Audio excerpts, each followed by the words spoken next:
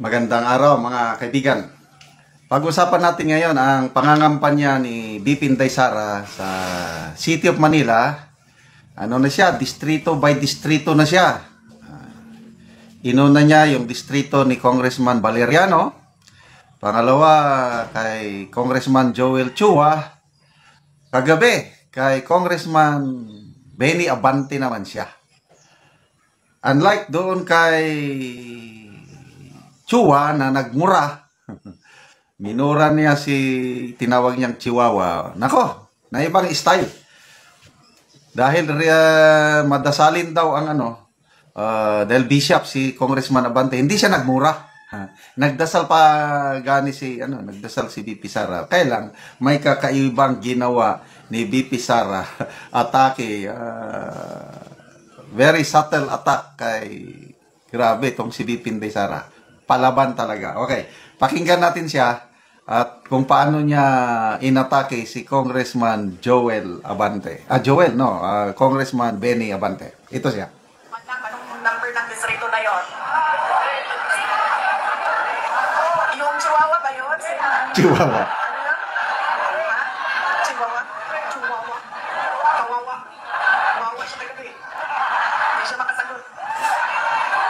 Yan, kasi siya kandidato, ako hindi kandidato, hindi siya makabanat sa akin. Wala siyang mabanat sa akin. Sigurado. Ay, nako, tandaan nyo, pagkatapos ng eleksyon na ito, magpapatawag na naman yan dyan sila sa House of Representatives. Kaya meron ba silang isa sa kalahating buwan, di ba? Oo. Patawag na naman kami, papakulong na naman kami, papailakin na naman yung mga kasamahan ko. Sigurado na ako. Di ba? Hindi ko na alam kung ano pa talaga ang plano ng administrasyon na ito para sa bayan. Dahil wala naman tayong nakikitang pagbabago. Ang lagi lang nilang ginagawa, hinahabol si Inday Sara. Gusto nila burahin si Inday Sara. Sinubukan nila, nag-investigate sila sa loob ng House of Representatives. Walang nangyari. Natigil lang na hindi mo alam bakit natigil. Tapos sasabihin nila, hindi makasagot. Pupunta kami, kami wa tumigil. Tawag niyo ulit kami. Kung mahiling kayo ulit. In-impeach nila si Inday Sara. Nandiyan pa rin si Inday Sara. Sabi nila, nakawin na lang natin ang tatay ni Inday Sara. Kidnapin na lang natin. Pero nandito pa rin si Inday Sara. Antay kayo. Marami pa yung darating. Ano nga ba distrito natin? Sino nga bang congressman dito? Kagabi, doon sa distrito ni Kawawa. Kawawa? Kawawa? Nagmumura ako.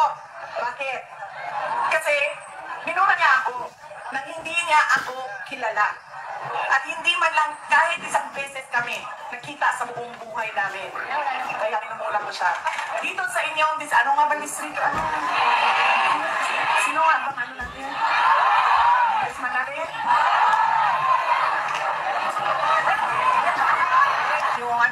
Yung distrito ninyo ay nagdadasal ang inyong congressman. Kaya hindi po ako magmumura dito ngayon.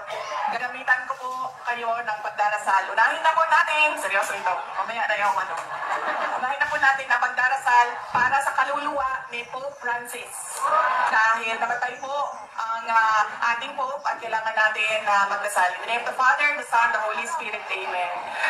Lord, we pray for the eternal repose of the soul of our beloved Pope Francis. May you grant him eternal rest beside you, O Lord. Amen. In the name of the Father, the Son, the Holy Spirit. Amen. Hindi po ako magmumura. Nagdasal po ako ngayong gabi. Alam niyo, dito sa atin sa Pilipinas, kapag nilabas mo ang dilak mo, Ito na. sa ibang kultura, ano yan, pagpapakita ng malakas ka, matapang ka. Pero dito sa atin, pag nilabas mo ang dila mo, ano ibig sabihin yan? Anyakol! Anyakol! Ha? Anyakol! Ay, nako, mga bata. Anong tawag nga? Walang respeto mo. Anong tawag nga sa inyo? Belat, di ba? Belat. Belat, di ba? Bakit? Ang mga bata yan eh. Bakit ginagawa niya ng bata? Di ba yung pang-aasar? At ano pa? Parang sinasabi ng bata, sa'yo, nasa aking lahat, ikaw wala. Panalo ko, ikaw wala. Ganyan, sa kultura nating mga Pilipino. Nasaan na ang aking props? Kagabi Ah, yan na. Ito na, props. Asa na, Jo? Labas mo ang props ko.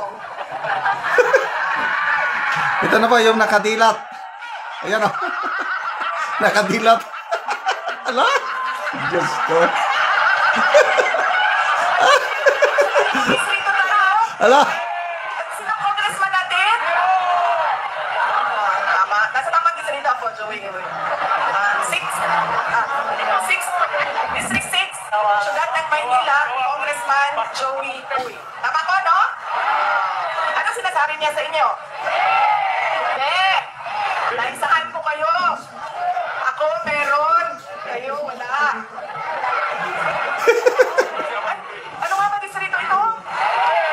Sino nga ba congressman natin? Anong tawag sa ganitong tao? Mga anak? Wala? Klaro yan ha? At kanino siya walang respeto? Sa mga tao. Sa inyo. Durog Sa inyo siya walang respeto. Hindi. Ako nakaupo. Kayo nagugutom. Be. So, matatalo si Congressman Abante dahil sa dila. Anyway, bahala na kayo dyan sa District 6 sa Manila. Excited na ako makita ang resulta sa labanan sa Manila, lalo na Mayor. Huwag nating kalimutan, Yorme. The best, Yorme. And of course, Duterte plus 2. So, ito na. Ilang linggo na lang. Botohan na. Palabas na natin yung kapangyarihan ng tao sa pamamagitan ng balota. Mabuhay si BP Inday Sara. Mabuhay si Mayor Esco Moreno. At ang congressman na kandidato ng District 6, Uy, Congressman Uy. Sana manalo. Okay, mga kaibigan, salamat sa inyong pagsubaybay sa ating channel at nakakatulong kayo ng malaki sa tribong Talandig dahil ang sweldo sa channel na ito is ginagamit pantulong sa tribo ng Talandig. Namimigay tayo ngayon ng mga yero at pako para ma-repair ang sira-sirang bahay ng tribo.